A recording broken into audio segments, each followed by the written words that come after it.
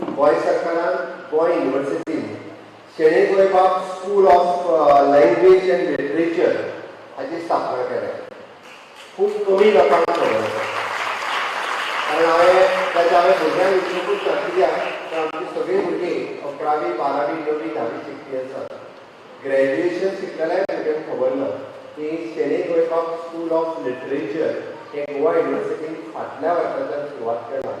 आनी शेणे Goembab school of literature हातूंतल्यान Konkani, Marathi, Hindi, English, France, पोर्तुगीज ही भाशा तांकां शिकपाची आसा तांच्यांनी आफ्टर 12th किंवा after graduation post graduation courses ह्या युनिवर्सिटींतल्यान आमच्यान करपाक जाता.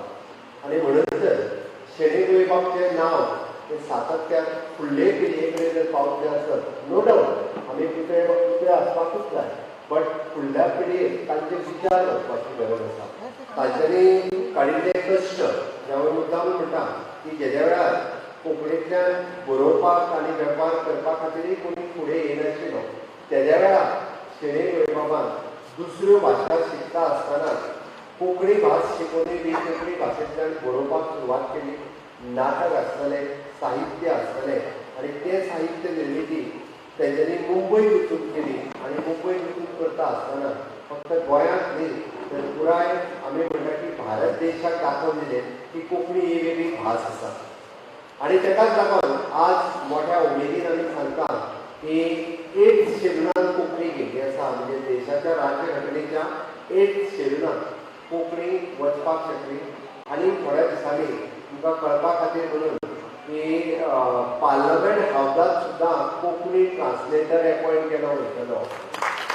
पार्लमेंटाक म्हणजे एकदां चर्चील बाब कोंकणींतल्यान उलयलो आनी तें कोणाकूच कळ्ळें ना की हो कितें उलयता काय म्हणून.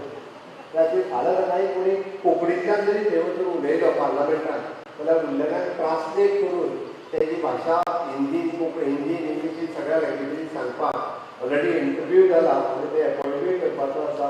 पयलूच हांवें आमचे लोकसभेचे स्पिकर मेळ्ळे तांकां यादूय केली आनी जाता तितके बेगीन म्हटलें एपॉयंटूय करा जेणे करून थंयसरूय बी फ्लुएंटली कोंकणी उलोवपाक येतली.